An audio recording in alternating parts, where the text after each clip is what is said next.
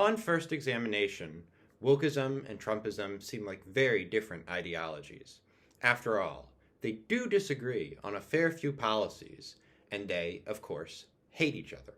But a closer examination at the philosophical underpinnings of both wokeism and Trumpism reveals staggering similarities at their cores. Both are founded upon victim narratives, illiberalism, and a general lack of principles. By understanding this common foundation, we can better understand these ideologies, why they appeal to people, and the broader movement that they both represent.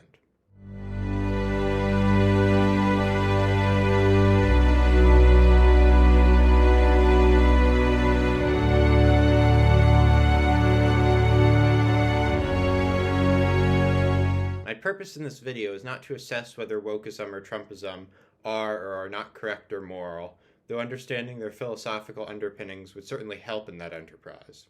My goal is simply to explain their fundamental bases, and in doing so, to show how similar they truly are.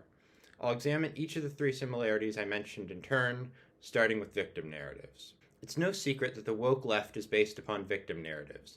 Their self-professed platform, after all, centers around dismantling supposed systems of oppression. Nor should it come as a surprise to anyone that Trump can't shut up about how the country is being ruined, or how his supporters, or more often he, have been wronged. It's worth noting that the fact that these ideologies are based upon appeals to victimization is true regardless of whether or not the victim narratives or the perceived wrongs themselves are or are not correct. The key feature of victim narratives is that they focus upon a perceived wrong, rather than a more aspirational message. They seek to motivate listeners by appealing to some injustice that has supposedly been done, often to them, not by appealing to a positive vision. In short, they look backward, not upward. The next common underpinning of wokeism and Trumpism is illiberalism. The most obvious example of this is the refusal to accept the results of elections, a stab at the heart of one of the most sacred liberal institutions, the rule of law. But the examples of illiberalism don't stop there. Another important liberal principle is that truth is discovered and progress realized through rational, open, and free discussion, and both the woke left and Trump right have, at least in some cases, qualms with free speech. Related to this opposition to free and rational discussion, both wokeism and Trumpism have an essentially religious worldview, in which dogma is treated as superior to reason or empirical evidence, and heretics are proverbially burnt at the stake. The final shared principle I'll discuss, and one that's made abundantly clear when woke people or Trump deny legitimate election results, is a lack of principles. More specifically, a lack of any principles other than a desire to win power or advance an ideology. A believer in liberalism, for instance, will allow those who disagree with him to speak, even though they may be arguing against his ideology or beliefs, because he values the principle of free speech.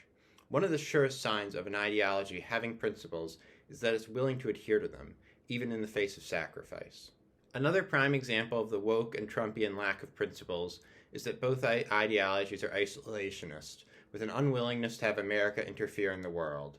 For wokeism, this follows from the belief that America is deeply flawed, no better than, and perhaps even worse than, other areas of the world. If, as the woke allege, America doesn't stand for anything, any actions on the world stage, by definition, couldn't be promoting positive values, and must therefore be serving only selfish interests, so the woke oppose such interventionism. Trumpism is isolationist for a slightly different reason. It doesn't see America as having a moral obligation to the world. It at least pretends to, and perhaps really does, care fiercely about American interests, hence the aggressive nationalism. But it doesn't care about American values, because, like wokeism, Trumpism doesn't believe that America has any values worth sacrificing to promote. Neither ideology believes in anything but itself and the power of its practitioners. Before I conclude, I'll mention two important notes. The first is that there are people who agree with some of the policies of wokeism or Trumpism for different reasons than the woke and Trumpian, and this analysis may not apply to them. The second is that this is an analysis of the underpinnings of the ideologies themselves, not of the motivations of politicians who espouse them. Some people may pretend to believe in one of these ideologies for personal gain, but that's a separate issue from the one covered here.